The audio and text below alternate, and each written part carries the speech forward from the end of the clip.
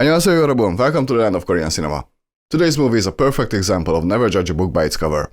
I've known about this movie's existence for a while, but the poster looked so bland and dull. Every time I saw it, it made me not watch the movie.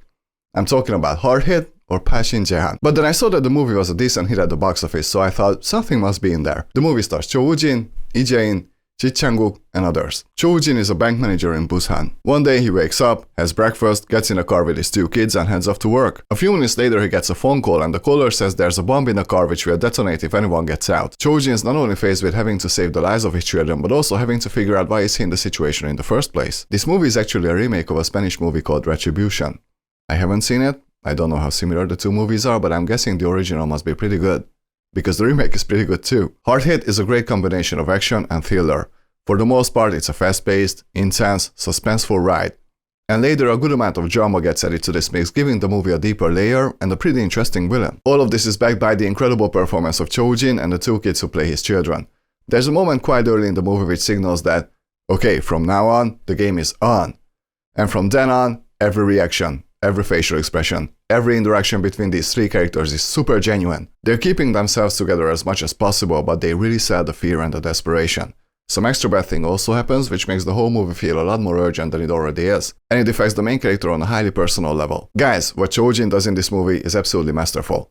Much of this movie is the three of them riding in the car, and much of the focus is on Jo Woo-jin, and he has to convey a whole range of emotions, often only with his face.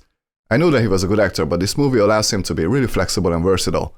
Definitely his best performance I've seen so far. His character, as we later learn, is actually a pretty good guy.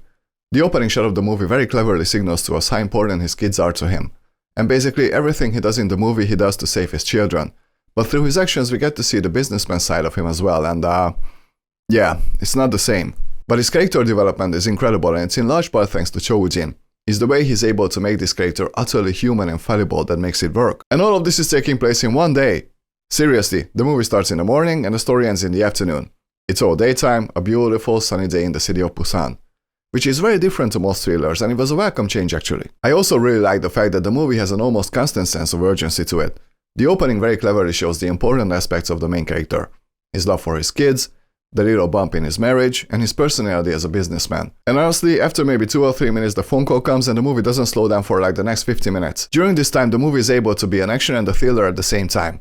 The pacing and the edits definitely fall on the action side. But the underlying tension that's constantly in the movie makes it feel like a spine-chilling thriller. Especially because we don't know why anything is happening for a really long time. We only hear the villain's voice because he's constantly on the phone with the main character. But all we know is that he wants a lot of money. And when we finally learn what's happening, it does miracles for the villain. I mean in terms of how you perceive this character. It's really hard to judge anyone in this movie, let's put it that way. Now, the second half of Hard Hit might be make or break to some because there's a point where the movie slows down significantly. And I'm not gonna lie, there were a few minutes where I kinda lost interest a little bit.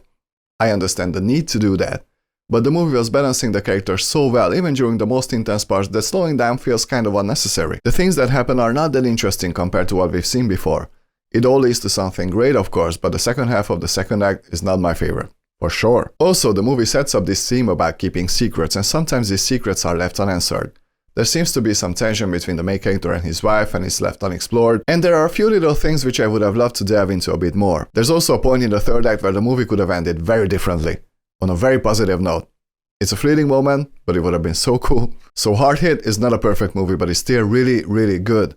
I love how claustrophobic the movie gets with the close-up shots in the car, really showcasing the fear the characters experience. The pacing for the most part is lightning fast, but it's not to the detriment of the characters or the story. Add Jo Woo-jin's incredible performance to that and you've got a highly enjoyable action thriller. I'm gonna give Hard Hit 88%. It's fast, it's intense, but also very human and dramatic when it has to be. If you're an action fan or a thriller fan or both, go check this out! 여러분, 오늘은 여기까지만 해요. 영상 봐주셔서 감사합니다. 이 영상 좋아하시면 구독과 좋아요 잘 부탁드립니다. See you very soon. 다음 시간에 만나요 여러분. 안녕히 계세요. Bye!